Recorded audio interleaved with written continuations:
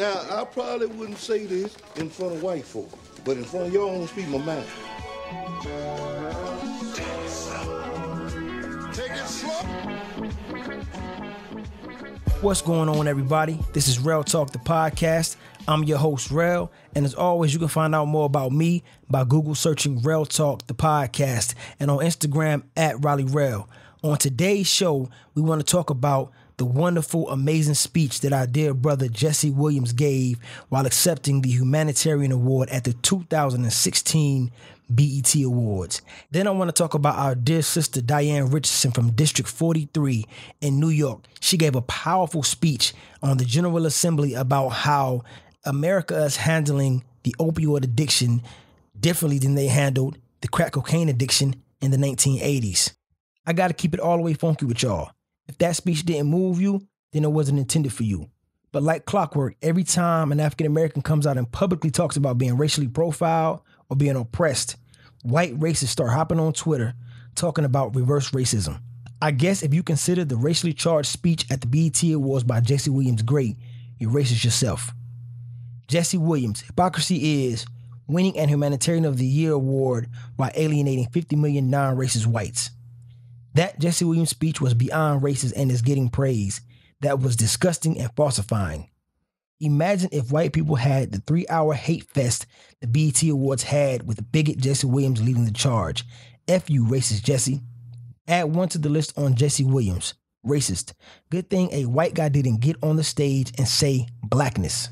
If a Caucasian person said what Jessie Williams said last night, he'd be labeled the biggest racist ever. So here's a message to the white racist trolls on Twitter. BET, VH1, MTV, and Nickelodeon are all owned by Viacom. So don't get mad at BET. Get mad at Viacom. Viacom saw fit to play the BET Awards on Nick at Night. Second of all, every time a black man or black person comes out and publicly decries racism, racists cry foul. Racists cry reverse racism. I have no issues with somebody complaining about being oppressed. And if I did have an issue with that, then I'm probably the oppressor. I just read a great article on Atlanta Black Star where they were talking about black teens with race pride tend to do better in school.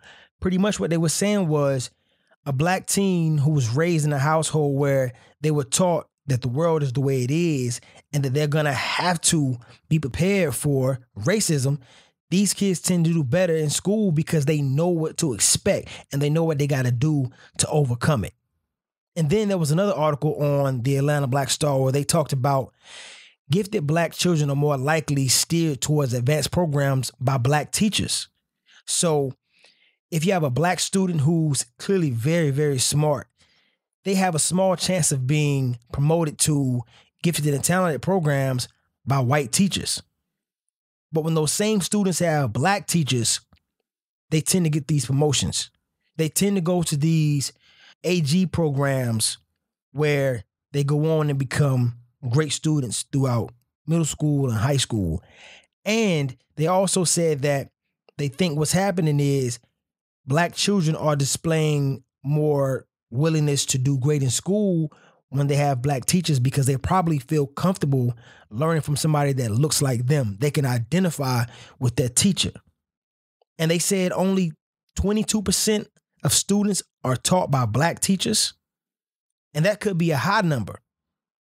But the article I read gave a number like 22%.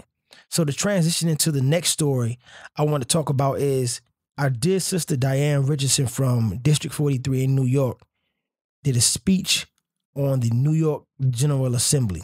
Please check this out. When there was a drug issue in the African American community, we were prosecuted, we were put in jail, children were put in foster care, families were ripped apart. It was treated like a criminal justice issue. We had Rockefeller drug laws. Our jails were filled with men and women that looked just like me and people from the 43rd Assembly District. But now we have an opiate issue. It is affecting another demographic, and now it is a health issue. And now we have to put money into diverting individuals from prison into treatment. And so what is missing from this package is a restorative justice package for all those individuals that were jailed and for all those families that were ripped apart and for the individuals who have criminal records because they had addiction issues, just like the people who are suffering. I really wish y'all could see this woman speak. This is an African-American sister standing in front of probably over 100 people, really giving them the business, because somebody has to tell her like it is. Like she said before, where's the restorative justice package? There are thousands of African-American children who are now grown adults who are thrown in foster care who have no relationship with their mother or their father because they were either thrown in jail or died from a cocaine addiction. Miss me with all that. Feel sorry for these white, middle class, and wealthy people in Connecticut. I read a story the other day. They said that 14 people had OD'd in about 4 days. As sad as that is, it does not compare to the number of African Americans and colored people whose lives were lost through death and through the incarceration system in the 80s and the early 90s.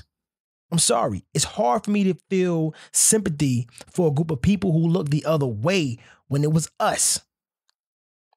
I know y'all want African Americans to sympathize with y'all, but I love the sister because she said, listen, we notice a double standard. And if you heard the end of the video, the guy that cut her off, that was another black man. So you see, even he doesn't want to deal with the realities that our justice system and society as a whole is very unkind to African Americans. People don't want to hear that. And I think that ties in great with the brother from BET, Jessie Williams, getting the humanitarian award, because he's saying that, when we know who we are and where we came from, what we have to do, we tend to do better in life. And what she's saying is we know how we got to where we are. We know why African Americans have a horrible unemployment rate. We know why the ghetto looks the way it looks. We know why, African American children who are between the age of 25 and 35 are in dire conditions right now. Their unemployment rate is very, very high. The incarceration rate is very, very high. The education levels are very, very low because those are the children who were thrown by the wayside during the crack cocaine epidemic. And so you have those kids who are now grown men and grown women who are 30 and 35 and 25 who have no relationship with their families. They have no relationship with their dad, no relationship with their mom, because all they know is that you abandoned me.